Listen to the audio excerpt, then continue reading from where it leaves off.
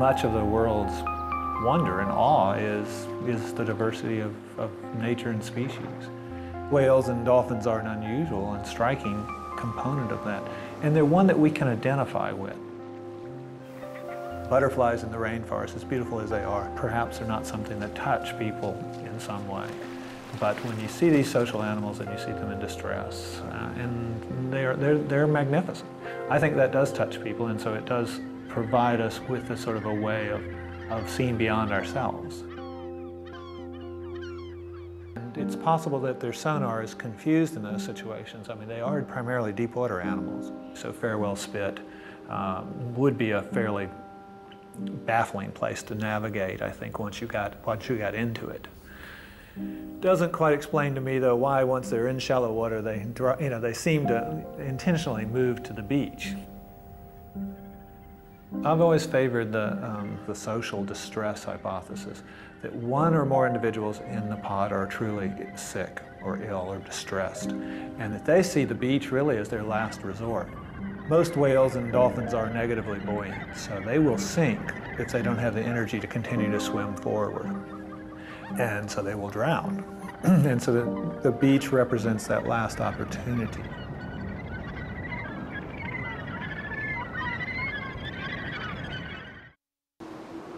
Have you ever actually watched them being euthanized? Yes.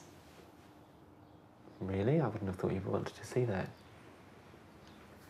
We were there to see what we could do for the animals.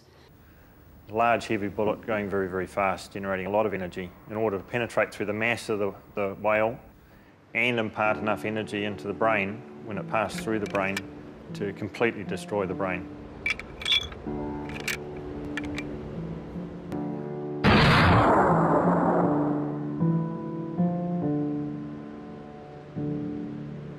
Here, there's a very special attachment to whales because of they follow those whale migrations in their waka to get to New Zealand.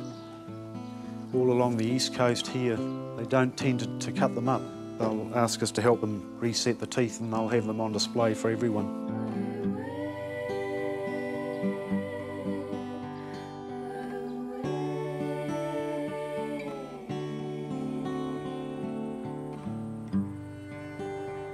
The first step of the preservation involves returning the whale bone to the sea. Over 2 months, the saltwater marine life will consume all meat and oil and leave only the clean bone. We'll just push that in there.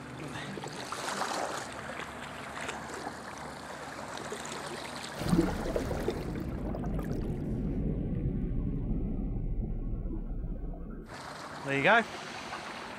And so that's it? Yeah. And that'd sit there for 2 months? Yep. Yeah, yep. Yeah, it's quite neat in this estuary because you get a lot of flounder and yellow-eyed mullet and crabs and sea lice, and they don't take long to clean up anything that's on that bone at all. You'd hardly know it was there, would you?